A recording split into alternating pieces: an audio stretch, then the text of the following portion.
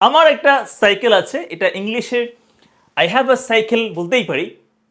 আমি কি বলতে পারি, can I say I am having? So I am having কি কারেক্ট নাকি রং? Let's see. দেখেন, হ্যাভ যখন হচ্ছে আপনি ওন করা, মালিকানা অর্থে মানে পজেস করা অর্থে আপনি ইউজ করবেন, তখন আপনি আই এম হ্যাভিং বলতে পারবেন না।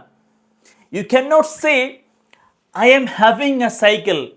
It's not correct. It's not used in everyday English. এখন কখন আমি I am having বলতে পারবো? যখন আপনি এই হ্যাভটাকে আপনি অন্য অর্থে ইউজ করবেন। For example, I have breakfast with my family. আমি আমার পরিবারের সাথে কি ব্রেকফাস্ট খাই। এখানে কিন্তু হ্যাভটা ইট অর্থে আসছে, বুঝছেন আপনারা? কি অর্থে আসছে? ইট। ইট অর্থে আমরা ইউজ করেছি, খাওয়া। তো এখানে এটা অন্য অর্থে আসছে না, আপনি এখন এখানে কিন্তু আপনি আই এম হ্যাভিং বলতে পারবেন, কোনো সমস্যা নেই। মানে আই এম ইটিং, ঠিক আছে? তো আই এম হ্যাভিং ব্রেকফাস্ট মানে I am eating breakfast, no problem, it's correct and it's used in everyday English. You can say I am having breakfast with my family.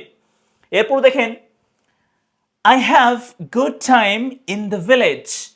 আমি গ্রামে ভালো সময় কাটাই।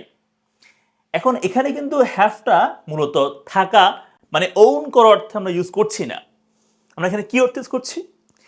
এখানে এই হ্যাভটা হচ্ছে মূলত স্পেন্ড মানে কাটানো, অথবা এক্সপেরিয়েন্স। এক্সপেরিয়েন্স। তো আমি বলতেই পারি যে আই হ্যাভ গুড টাইম মানে আই স্পেন্ড গুড টাইম। তো ক্যান আই সে, আমি কি বলতে পারি না যে I am spending good time, ভালো সময় কাটাচ্ছি, অথবা I am experiencing good time, can I say? Of course I can say. তাহলে এটা বলতেই পারবো যে I am having good time in the village. আমি গ্রামে ভালো সময় কাটাচ্ছি। তাহলে হ্যাভ যখন অন্য অর্থে আসবে, তখন আপনি আই এম হ্যাভিং বলতে পারবেন। বাট ওন করা কোনো কিছুর মালিক হওয়া অর্থে আপনি যখন বলছেন I have bicycle, I have a car, I have a beautiful house, in that case we normally do not use I'm having. ঠিক আছে? একটা প্রশ্ন করি। প্রশ্ন হচ্ছে, যদি বলি I have a meeting, I have a meeting now, বললাম I have a meeting now, এখন আমি কি বলতে পারি I'm having a meeting now? এটা কি কারেক্ট হবে? বলুন তো কমেন্ট করে আমাকে। Thanks for watching. আসসালামু আলাইকুম।